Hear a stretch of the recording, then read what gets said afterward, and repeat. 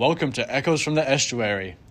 I'm your host, Joe Bogan, and today we're going to deep dive into oysters, reefs, and maybe even some modern art. With me are two legends of the sea, Bobby Schumacher, the reef wrangler extraordinaire, and Gob Schmozy, our resident oyster oracle. Appreciate it, Joe. Happy to be here, though. I'm still recovering from all your oyster puns last time. Don't clam up, Bobby. We're here to oysterize the conversation. Good. Seems like someone's already warmed up. Now, before we commence our deep dive into reef restoration, let's talk about our little trip to Fulmer, the Flinders University Museum of Art.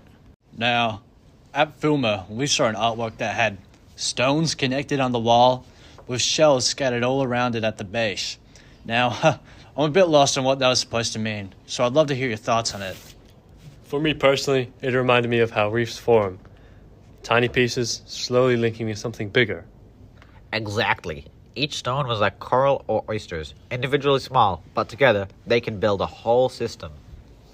And the shells at the bottom showed how even what we think is waste can be the start of something new. Oyster shells, for example, are recycled into reef restoration. You could say oysters don't just live in communities, they build them. Wow, I never thought of it like that. You've got a serious foundation here, or should I say, a rock-solid reef.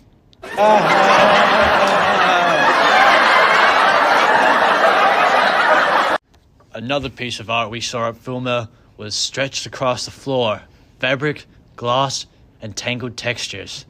It almost looked like a dead mermaid, washed up, made of both natural and artificial materials. It was fragile, but strangely alive. Man, it really struck me. To me, it showed how ecosystems carry both beauty and damage at the same time. You could see the shimmer of life, but also how intrusion of waste and fragility. That's the sad reality for many reefs and estuaries. The resilient but human impacts are woven into them now. Shut up, nerd. Alright, Bobby, tell me about reef restoration. Why do reefs matter so much? I always thought they were just tourist destinations. Reefs are biodiversity hotspots. They're home to thousands, even billions of species. They also protect coastlines from erosion by absorbing the energy from waves, as they support fisheries that us humans depend on. But reefs are under pressure from climate change, overfishing, and pollution. Reef restoration aims to help reefs recover faster than they could on their own. This can involve reseeding corals, using artificial structures for them to grow on, and restoring oyster beds. The idea is to bring back the structural complexity that gives habitats their strength. So you could say they're basically rebuilding the apartment blocks of the ocean? Exactly. If you rebuild the structure, you rebuild the community that lives there. So, you mentioned something about soundscapes earlier. Mind running me through that?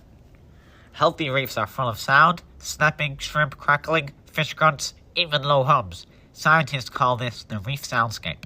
Young fish and oyster larvae use those sounds to figure out where to settle. When reefs are degraded, they go quiet, and without that acoustic signal, fewer animals come back. So in restoration, we sometimes play recordings of healthy reef soundscapes through underwater speakers. Studies show this could double the number of fish returning to the area. Damn, that's freaking crazy. It shows how biology, physics, and behavior all connect. Sound literally brings ecosystems back to life. So, Gob, we've talked reefs, soundscapes, and art.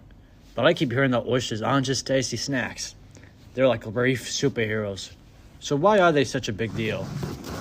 Oh man, oysters, they're crucial. First off, they're natural water filters. A single oyster can filter up to 50 liters of water a day, pulling out algae, sediment, and even pollutants. That keeps the water clearer so sunlight can reach seagrasses and corals. So basically, oysters are like the ocean's filter? Exactly, and they don't just clean up, they also build structure. Oyster shells pile up and create reefs that provide shelter for crabs, fish, and all kinds of critters. Those reefs protect coastlines from erosion, just like coral reefs do. So, they're cleaners, builders, and bodyguards all at once. That's wild. Yup. Plus, oyster reefs are resilient. When we restore them, they actually grow themselves because new oysters settle on old shells. It's like nature's self-repair system. Ha! I guess you could say they're shellfish, but in a good way. Oh no, not another oyster pun.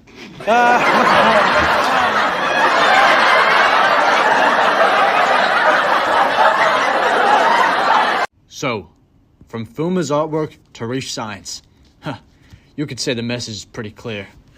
Art can really help us see and feel these connections, while science can show us how they actually work. And society? Yep, that's us. We decide whether we act on it or not. Exactly. Reef restoration shows that humans have a responsibility and the ability to repair the damages we've caused. And oysters remind us that small things, multiplied over time, can transform whole ecosystems. Thanks, Gob and Bobby, for sharing your knowledge. This has been Echoes from the Estuary. Until next time, may your reefs be noisy, your oysters be plentiful, and your waters be clear.